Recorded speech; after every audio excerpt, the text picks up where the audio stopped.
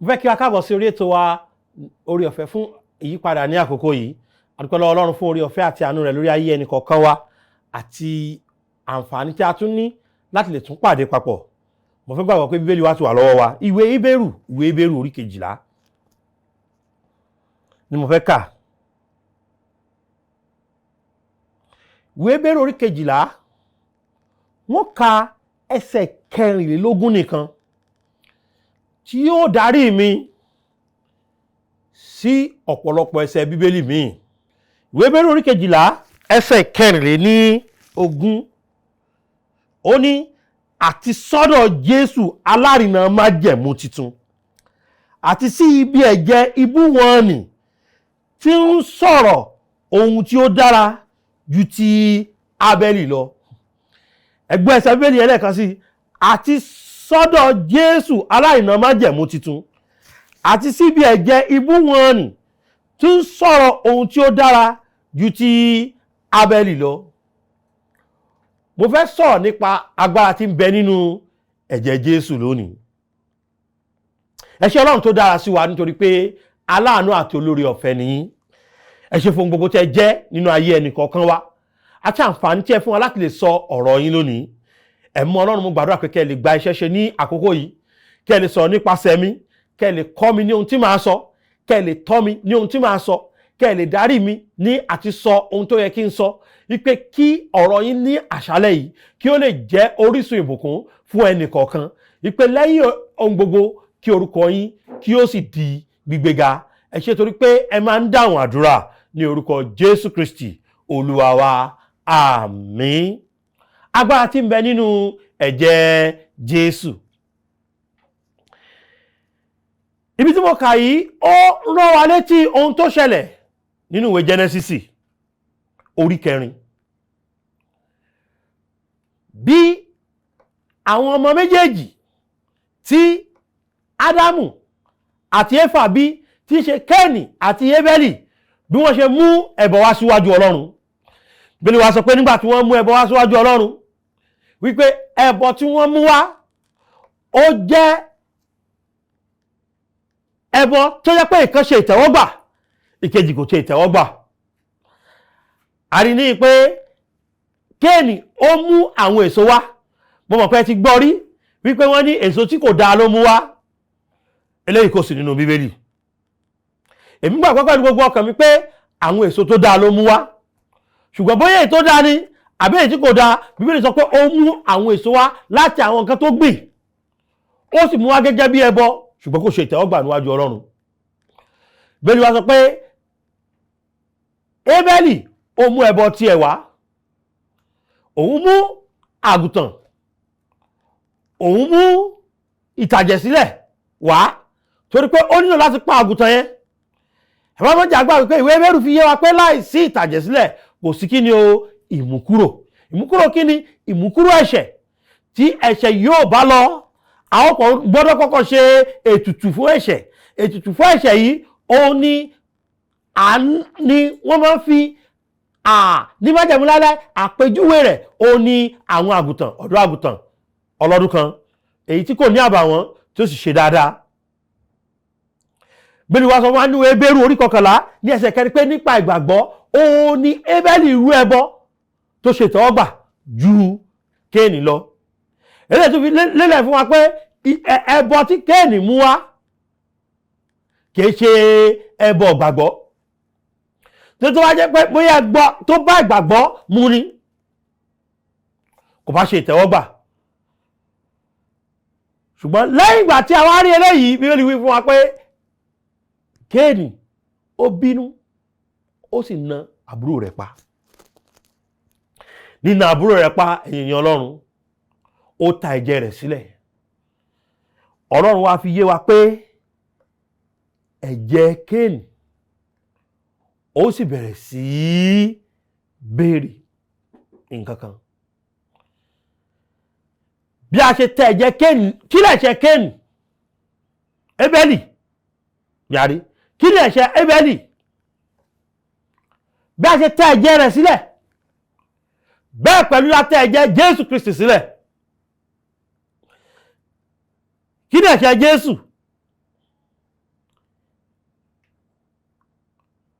wọn kò rí nǹkan kan sọ sí bẹ́ẹ̀ wípé ẹ̀rí wọn gan kò ṣe kí ni kò bára wọn mu. àwa rí pé ẹ̀jẹ̀ Ébẹ́lì yìí nínú ilẹ̀ ó ṣe kí ni ó bẹ̀rẹ̀ sí sọ̀rọ̀. ẹ má yẹ kí n parọ́ fún yín, ẹ̀jẹ̀ máa ń sọ̀rọ̀. Òun ló fi sàn kí orílẹ̀-èdè sá fún ìtàjẹ̀sílẹ̀. Ṣé kí n gbà yín níyànjú wípé kì í ṣe ohun tó dára láti máa kópa nínú ìtàjẹ̀sílẹ̀. Ọlọ́run kò fẹ́ràn ìtàjẹ̀sílẹ̀ rárá. Má jẹ́ ẹni tí ó ṣe kí ni tó kópa nínú ìtàjẹ̀sílẹ̀, nítorí pé ẹ̀jẹ̀ máa ń sọ̀rọ̀. Ẹ̀jẹ̀ Ébẹ́lì ó ń sọ àwọn nǹkan kan. Kí ni ó sọ? Ó sọ pé apá mi ní ọ̀nà tí kò yẹ. Kí ni ó sọ? Mo nílò ẹ̀san. Kí ni ó sọ? Mo nílò ìdájọ́. Ṣùgbọ́n ẹ̀jẹ̀ Jésù Kristi òun náà ṣe kí ni ó ń sọ̀rọ̀. Torí Bíbélì wípé àti sọ̀rọ̀ Jésù alárinà májẹ̀mú tuntun àti sí ibi ẹ̀jẹ̀ ibú wọn nì tí ń sọ̀rọ̀ ohun tí ó dára ju ti Ébẹ́lì lọ. Ẹ̀jẹ̀ Jésù ó ń sọ̀rọ̀, ṣùgbọ́n tẹ́jẹ̀ Jésù ń sọ ó sàn ju ti Ébẹ́lì lọ. Níbi tí Ébẹ́lì ti ń ké pé ìdájọ́, ẹ̀san. Ẹ̀jẹ̀ Jésù ti ń ké ìdáríjì, àánú, oore ọ̀fẹ́, ìgbàlà, ìràpadà àti ìdáǹdè pátápátá. Tẹ́tí sí mi dáadáa wípé ẹ̀jẹ̀ Jésù náà ń sọ̀rọ̀. Ṣùgbọ́n tó ń sọ ohun tó dáa ni. Ẹ̀jẹ̀ Jésù ò bá sọ ohun tó dáa, tó wá jẹ́ pé ẹ̀jẹ̀ Jésù ó ń sọ ní tó yàtọ̀, ó lè wò. Ká ní irun tí ẹ̀jẹ̀ Jésù ń sọ òun náà ni ẹ̀jẹ̀ Ébẹ́lì sọ, kò bá dáa. Ṣùgbọ́n ohun tí ẹ̀jẹ̀ Ébẹ́lì sọ kálọ̀ náà ni ẹ̀jẹ̀ Jésù lọ sọ, eléyìí ló léwu. Nítorí pé ẹ̀jẹ̀ Ébẹ́lì kò sọ ohun tó dára o. Ṣùgbọ́n ẹ̀jẹ̀ Jésù Kristi ó sọ ohun tó dára. Kí ni ẹ̀jẹ̀ Jésù sọ? Ó sọ̀rọ̀ nípa ìràpadà, ó sọ̀rọ̀ nípa ìgbàlà, ó sọ̀rọ̀ nípa ìdáǹdè. Ṣé wàá rí ẹ̀jẹ̀ yẹn? Bíbélì wa sọ fún wa pé ó ṣe kí ni ó lágbára gan. Mo á fẹ́ ká wo ẹ̀jẹ̀ náà. Kí ni ẹ̀jẹ̀ náà wà fún? Ó ta ẹ̀jẹ̀ rẹ̀ sílẹ̀ nítorí èmi àti yín. Ṣé rí, a máa ń ṣàṣìṣe, àwa máa sọ pé àwa máa fi àkọlé sára lé wa. Ẹ̀jẹ̀ Jésù bo ilé yìí. Nígbà tí olè bá wá wọnú ilé tẹ́ ẹlẹ́jẹ̀ Jésù bò, ṣé kí n béèrè pé ṣẹ́jẹ̀ Jésù ló kùnà àbẹ́yìn? Òtítọ́ ọbẹ̀ ni pé àwa ènìyàn aláṣìlò ni wá. Ohun tí ẹ̀jẹ̀ náà kò sí fún, òun ni à ń lò ó fún. Ohun tí ẹ̀jẹ̀ náà kì í ṣe ojúṣe rẹ̀, òun ni à ń lò ó fún. Ẹ̀jẹ̀ Jésù sọ̀rọ̀, ohun tó ń sọ ṣe kí ni ó dára, ṣùgbọ́n kì í ṣe fún ẹnu ọ̀nà ilé yín. Tá a bá fẹ́ jẹ ráìsì àtẹ̀wà àtẹran adìẹ, àwọn pẹ̀jẹ̀ Jésù lé lórí.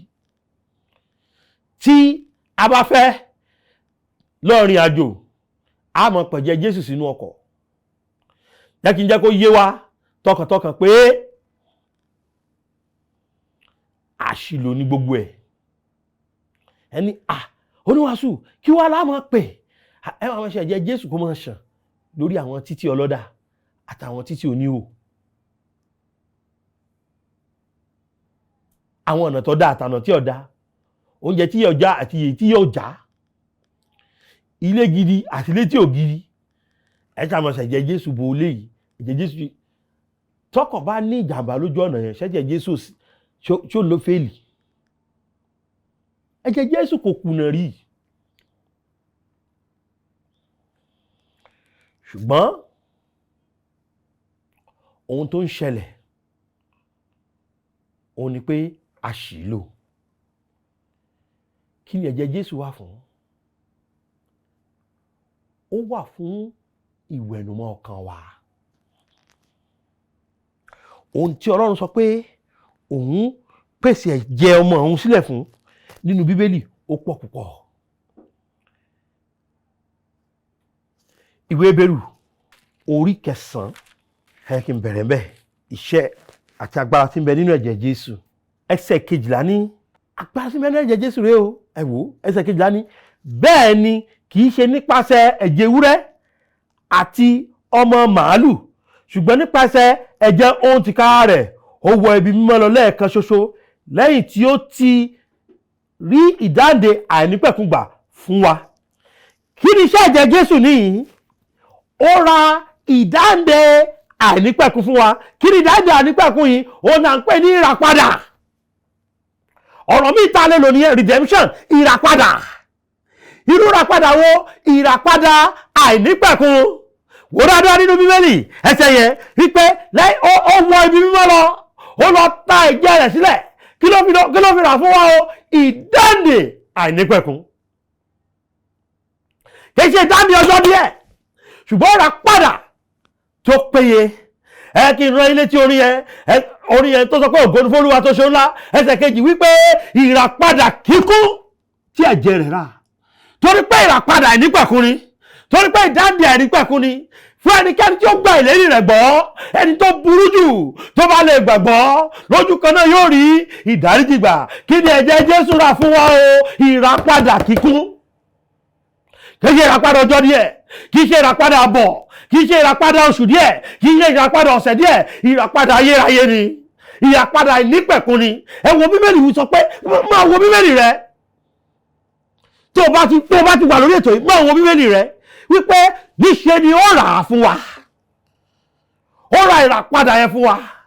Kì í sì ṣe ẹ̀jẹ̀ ewúrẹ́ ló fi rà á, ṣùgbọ́n ẹ̀jẹ̀ òtìkára rẹ̀. Kémi àti yín ká lè di ẹni tá a ti bọ́ lọ́wọ́ ìdè ẹ̀ṣẹ̀. Ẹ̀ṣẹ̀ ti di ọ̀pọ̀lọpọ̀ wa láti mú wa lọ sọ́run àpáàdì. Ọmọ Ọlọ́run ra ìràpadà fún wa. Ọmọ Ọlọ́run wá wa rí. Ó fi ìtẹ́ rẹ̀ sílẹ̀ láti ra ìràpadà fún wa kí àwa bá lè di ẹni tí ó yẹ fún ìjọba ọ̀run. Kí ni ẹ̀jẹ̀ Jésù wà fún? Wo Bíbélì rẹ̀ lẹ́ẹ̀kan sí. Ìwé Kólósè orí 1 wọ́n ka ẹsẹ̀ 14 nìkan bẹ̀. Ẹsẹ̀ 14 wípé nínú ẹni tí àwa ní ìdáǹdè nípa ẹ̀jẹ̀ rẹ̀ àní ìdáríjì ẹ̀ṣẹ̀. Kí ni ẹ̀jẹ̀ Jésù rà fún wa o? Ìdáríjì ẹ̀ṣẹ̀. Ìdáríjì ẹ̀ṣẹ̀ kúrò nínú kíni? Kúrò nínú gbogbo ẹ̀ṣẹ̀. Ìwé Jòhánù kìíní orí 1 ẹsẹ̀ 7. Jòhánù kìíní orí 1 ẹsẹ̀ 7. Bíbélì wípé ṣùgbọ́n bí àwa bá rìn nínú ìmọ́lẹ̀ bí òun ti ń bẹ nínú ìmọ́lẹ̀, àwa ní ìdàpọ̀ pẹ̀lú ara wa. Ẹ̀jẹ̀ Jésù Kristi ọmọ rẹ̀ ní wẹ̀ wá nù kúrò nínú ẹ̀ṣẹ̀ gbogbo. Bẹ́ẹ̀ nínú ẹ̀ṣẹ̀ gbogbo. Kí ni ẹ̀jẹ̀ Jésù rà fún wa o? Ìràpadà. Kí ni ẹ̀jẹ̀ Jésù rà fún wa o? Ìdáríjì ẹ̀ṣẹ̀. Ìdáríjì ẹ̀ṣẹ̀. Irú ìdáríjì ẹ̀ṣẹ̀ wo? Ìdáríjì ẹ̀ṣẹ̀ gbogbo. Mo ní o gba Jésù olóòfẹ́. Ẹ̀jẹ̀ ta ló lè ra ìdáríjì ẹ̀ṣẹ̀ fún ọ? Ṣé sì lè ra ìdáríjì ẹ̀ṣẹ̀ fún ọ? Ṣé wà rẹ lè ra ìdáríjì ẹ̀ṣẹ̀ fún ọ? Ṣé òfin lè ra ìdáríjì ẹ̀ṣẹ̀ fún ọ? Òfin ó wá láti dá ọ lẹ́bi ni. Bó ṣe jẹ́ pé torí ẹ̀ ní ẹ̀jẹ̀ Hébérù fi ń ké pé ẹ̀san, ìdájọ́, ìdálẹ́bi. Ṣùgbọ́n ẹ̀jẹ̀ Jésù sọ pé ìdáríjì àti ìràpadà. Kí ni ẹ̀jẹ̀ Jésù rà fún wa? Ẹ jẹ́ kí n fi nǹkan tẹ́jẹ̀ Jésù ń ṣe fún wa hàn wá. Ó sọ wá di àyànfẹ́. Ìwé Pétérù kìíní orí 1 ẹsẹ̀ 2. Pétérù kìíní orí 1 ẹsẹ̀ 2. Pétérù kìíní orí 1 ẹsẹ̀ 2. Bíbélì wípé gẹ́gẹ́ bí ìmọ̀tẹ́lẹ̀ Ọlọ́run Baba nípa ìsọdimímọ́ ẹ̀mí sí ìgbọràn àti ìbùwọ̀n ẹ̀jẹ̀ Jésù Kristi, kí oore ọ̀fẹ́ àti àlàáfíà kí ó máa bí sí fún yín. Ǹjẹ́ gbọ́ mi? Pétérù kìíní orí 1 ẹsẹ̀ 2 yẹn ó ń sọ fún wa ní ìpè sí ìgbọràn àti ìbùwọ̀n ẹ̀jẹ̀ Jésù Kristi. Ìgbọràn àti ìbùwọ̀n ẹ̀jẹ̀ Jésù yìí ó ní ó ṣe kí ni ni ó sọ wá di àyànfẹ́. Kí ni ẹ̀jẹ̀ Jésù mú wá fún wa? Ó tún mú wa súnmọ́ Ọlọ́run sí. Éfésù orí 2 ó sọ wá di àyànfẹ́. Éfésù orí 2 ẹ wo ẹsẹ̀ 13. Éfésù orí 2 ẹsẹ̀ kẹtàlá ṣùgbọ́n nísinsìnyí nínú Kristi Jésù ẹ̀yin tí ó ti jìnnà rere nígbà àtijọ́ rí ni a mú súnmọ́ tòsí nípa ẹ̀jẹ̀ rẹ̀. Kí ló sọ wá di ẹni tí ó lè súnmọ́ Ọlọ́run? Ẹ̀jẹ̀ rẹ̀. Ǹjẹ́ ìmọ̀ pọ̀ tọ́ Ọlọ́run ni wá tẹ́lẹ̀? Nítorí pé a ò tí di ẹni ìgbàlà, ṣùgbọ́n nígbà tí ó fi ẹ̀jẹ̀ rẹ̀ fọ̀ wá mọ́, tó rà wá padà, tó fọ̀ wá mọ́, tó sọ wá di àyànfẹ́, a di ẹni tó lè ṣe kí ni o, tó lè súnmọ́ Ọlọ́run báyìí. Nípa kí ni o? Ẹ̀jẹ̀ rẹ̀. Ẹ̀jẹ̀ yẹn ni wọ́n wá lò fún ráìsì àtẹ̀wà, lòun lò fẹ́ bà àtẹ̀gúsí, òun lò fọ́kà.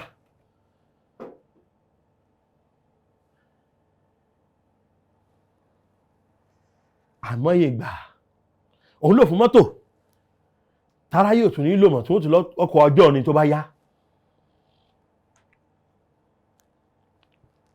Jẹ́ kí n sọ fún ọ pé ẹ̀jẹ̀ yẹn ó mú asúmọ́ Ọlọ́run sí i. Ẹ kí n tẹ̀síwájú kí n tún fẹsẹ̀ Bíbélì kan hàn sí i. Ẹ̀jẹ̀ yẹn ó fún wa ní ìgboyà. Hébérù orí 10. Hébérù orí 10. Mi ò sọ ọ́ lórí o, ohun tí ọ̀rọ̀ Ọlọ́run sọ ni o. Hébérù orí 10 ẹsẹ̀ 19. Bíbélì wípé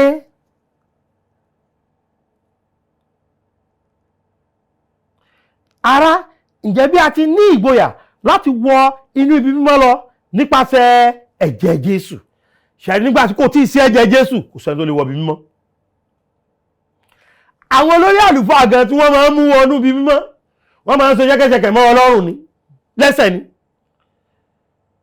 Torí pé tó ń gan bá lẹ́ṣẹ̀, ibẹ̀ ni ó kù sí, wọ́n wà fi ṣẹ́kẹ́ṣẹkẹ̀ fà á ta.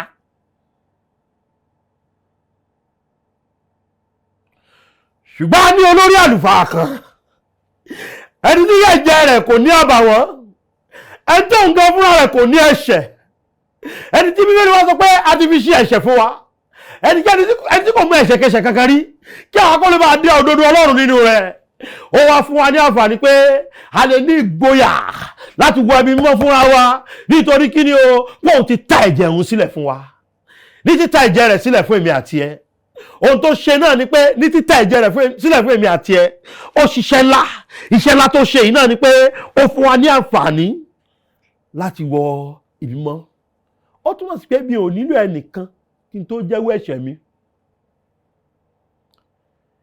Tí n bá lọ sọ́dọ̀ Ọlọ́run fúnra mi, yóò dáríjì mi. Mi ì nílò èèyàn kí n tó gba Jésù. Tí n bá lè bá Ọlọ́run sọ pé mo fẹ́ gba Jésù tọkàntọkàn, Jésù yóò di olùgbàlà mi lójú ẹsẹ̀. Ọ̀pọ̀lọpọ̀ yín lẹ ti gbọ́ ètò yìí tó yẹ pé ẹ ti gba Jésù olùgbàlà níjọ́ kan tàbí òmíràn. Ó ṣeé ṣe kí n má rí yín sójú láéláé. Ṣùgbọ́n níjọ́ kan màá mọ̀ nígbà tí mo bá dé ìjọba ọ̀run pé lábẹ́ iṣẹ́ ìránṣẹ́ orí ọ̀fẹ́ fún ìyípadà ìwọ náà ti gba Jésù. Torí pé ó rí pé agbára tí ń bẹ nínú ẹ̀jẹ̀ ó ṣiṣẹ́ ìràpadà, ó ṣiṣẹ́ ìdáríjì, ó ṣiṣẹ́ sísọ wá di àyànfẹ́, ó ṣiṣẹ́ mú wa sí tòsí àti kó lọ́tọ̀ Ọlọ́run àti dọ̀rẹ́ Ọlọ́run, ó ṣiṣẹ́ ìgboyà pé àwa náà lè bọ́ sí ibi mímọ́. Kí ni agbára tí ń bẹ nínú ẹ̀jẹ̀ ṣe o? Ó fún wa ní oore ọ̀fẹ́, ó ra ìjọ Ọlọ́run. Iṣẹ́ àwọn àpòstélì orí 20, Iṣẹ́ àwọn àpòstélì orí 20 ẹsẹ̀ 28. Bíbélì wípé ẹ kíyèsára yín àti gbogbo agbo tí ẹ mọ́ fi yín ṣe alábòjútó rẹ̀ láti máa tọ́jú ìjọ Ọlọ́run tí ó fi ẹ̀jẹ̀ ara rẹ̀ rà. Kí ni Jésù fi dá ìjọ sílẹ̀? Ó ta ẹ̀jẹ̀ rẹ̀ sílẹ̀. Ó rà wá ni kúrò lọ́wọ́ ègbé ọ̀run àpáàdì.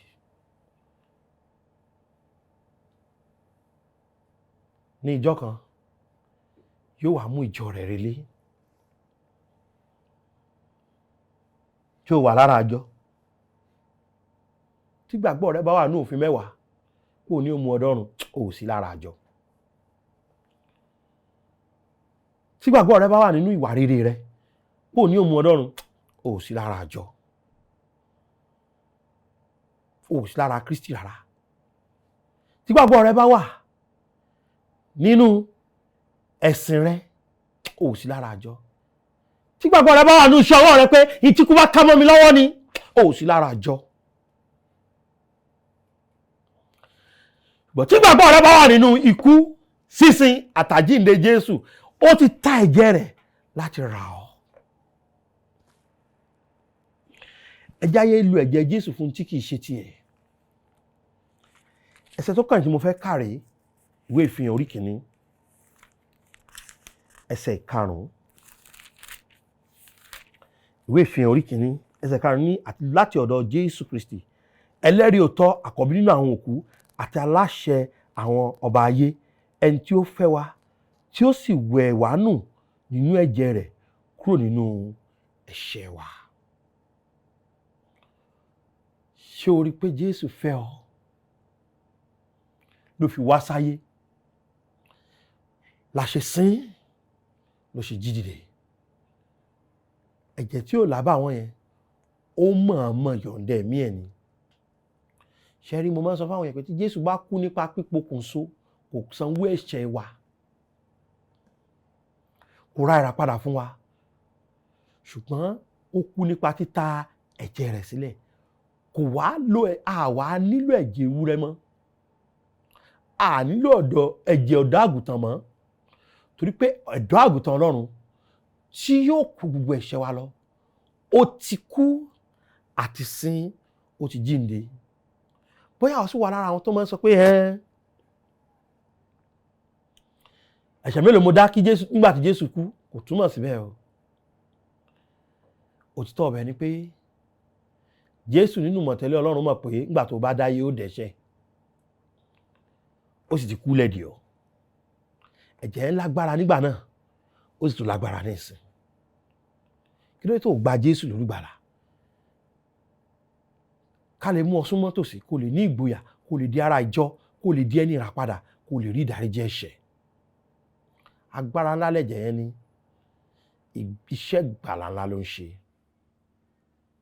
Pé Jésù sọ́kàn rẹ̀ wípé Jésù ṣàánú mi ẹlẹ́ṣẹ̀, kí o sì gba ọkàn mi là. Mo rí pé ẹlẹ́ṣẹ̀ ni mí, nítorí ẹ̀ṣẹ̀ mi mo jẹ́ ọ̀tá Ọlọ́run, mo sì jẹ̀bi ikú lọ́run àpáàdì. Ṣùgbọ́n ìwọ ta ẹ̀jẹ̀ mímọ́ rẹ sílẹ̀ lórí àgbélébùú, àsìn ọ́, níjọ́ kẹta ó sì jí dìde nítorí mi. Jésù, mo gbà ọ́ lónìí gẹ́gẹ́ bí olùgbàlà ọkàn mi. Wá sínú ọkàn mi kó máa gbé bẹ̀. Ìfìgbẹ́kẹ̀lé mi sínú iṣẹ́ rere mi tàbí ìwà mi. Gbogbo ìgbẹ́kẹ̀lé mi inú Jésù ló wà. Ó ṣé torí pé ó ti gbà mí là. Jésù Olúwa wa. Àmín. Wọ́n ti fi àwọn nọ́mbà wa sí ojú móhùnmáwòrán. Mẹ́tẹ̀ẹ̀ta yẹn náà rí 07038085652, 07087682122 àti 07055307492. Èyí tí mo pè káyìn yẹn òun ni WhatsApp wa. Jẹ́ ká bọ̀ yọ̀ pé ìwọ náà ti gba Jésù lónìí, ipò ti fẹ̀jẹ̀ rẹ̀ fọ ẹ̀ṣẹ̀ rẹ nù. Tó bá sì ní ìbéèrè, fi ránṣẹ́ sí wa. A ó lè dá ọ lóhùn pẹ̀lú lílo Bíbélì láti ràn ọ́ lọ́wọ́. Ó dàbọ̀. Adùn nílé tiwa, gbọ̀ngbọ̀n rẹ̀ yóò gba ọ̀run kan, ayé ò gbọ́ pẹ̀lú. Oore ọ̀fẹ́ ṣá ní ìgbẹ́kẹ̀lé mi. Jésù kú fún aráyé, ó kú fún mi pẹ̀lú.